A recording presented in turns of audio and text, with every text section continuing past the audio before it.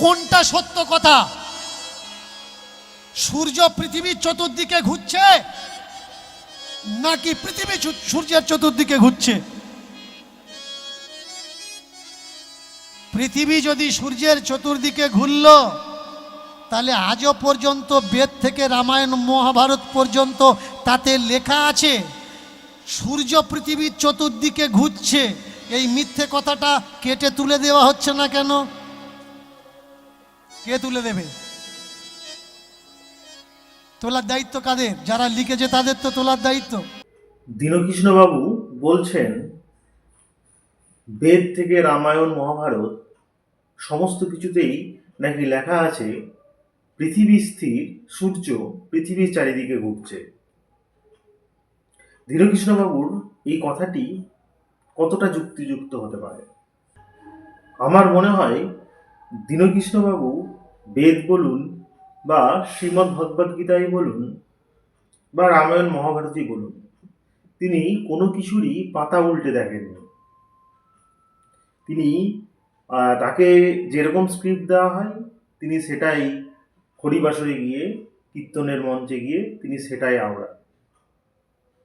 বেশ, এখন বিষয় হলো যে সত্যিই কি বেদ রামায়ণ মহাভারতে সেরকমই লেখা আছে যে পৃথিবী স্থির, সূর্য পৃথিবী চারিদিকে প্রদক্ষিণ করছে?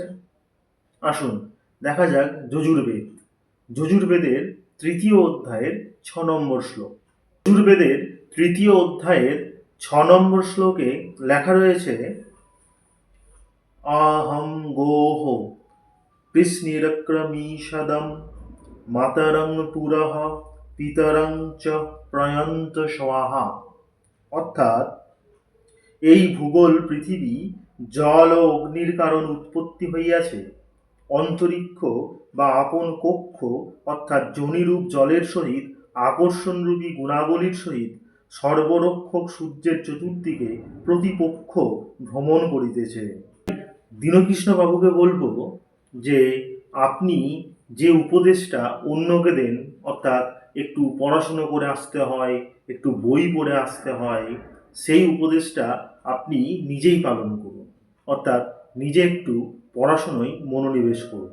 দীনকৃষ্ণবাবু যেটা রামায়ণের কথা বলছেন, রামায়ণে যেটা রাবণ সূর্যকে স্থির হতে বলেছিলেন, অর্থাৎ তারা বলছেন যে যদি সূর্য যদি না ঘোরে তাহলে তো সূর্যকে স্থির না হয়ে পৃথিবীকে স্থির হতে বলতেন রাবণ।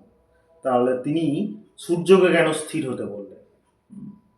তা দীনকৃষ্ণবাবু যদি দৈব সত্তার, দৈব অলৌকিক সত্তার যদি তিনি বৈজ্ঞানিক ব্যাখ্যা বিশ্লেষণ করতে আগ্রহী হন, তাহলে এই প্রসঙ্গে আমি বলবো যে পৃথিবী ঘোরে সেটা কি শুধুমাত্র পৃথিবীর কারণে?